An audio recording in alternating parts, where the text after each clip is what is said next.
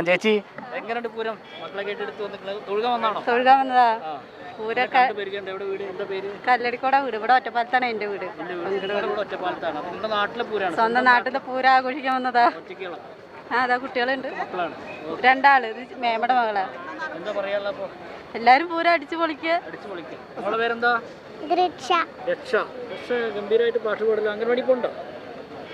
UKG പോണ്ട്. പാടുവോ? പാട്ട് പാടി കൊടുക്ക്.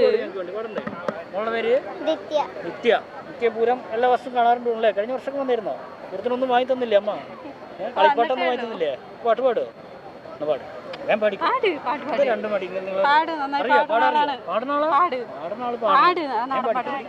പാട്ട് പാടുവോ? നീ അവസരം കിട്ടില്ല. പൂരം കഴിഞ്ഞാ കഴിഞ്ഞു. ആട് രണ്ടുപേരും പോലെ പാട്.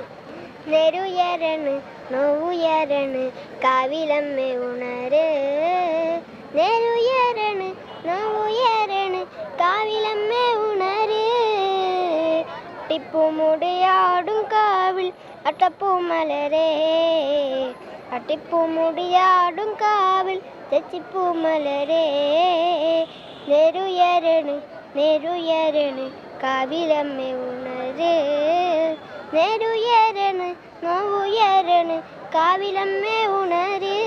ഗംഭീരായിട്ട് അടിപൊളി പാട്ട്, ഗംഭീരായിട്ട് ഉഷാറായി. നീ പാട്ടറിയോ? വേറെ പാട്ടറിയോ? ആ ഓക്കെ. എന്താ പേര്? ഹൃദിക. എന്താ ചെയ്യുന്നത്? പഠിക്കാം.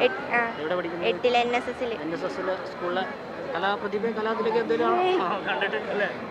ആണോ? പാട്ട് പാടുമോ? പാട്ട് പാടില്ല. അപ്പൊ നമ്മുടെ പൂരാണോ അത്? എന്താ പറയാനുള്ളത്? കോട്ടയാണോ വീട്? ഇവിടെ പഠിക്കുന്നു, ഇവിടെ ചേർത്ത് ചെയ്താണ്. അപ്പൊ ചെനക്കത്തൂര് വന്നിട്ട് ആദ്യത്തെ പൂരാണ്. ഓ അടിപൊളിയാവട്ടെ. എന്താണ് പറയാനുള്ളത്? നമ്മുടെ പൂരം കാണാനുള്ള ഒരു ആവേശത്തിലാണോ?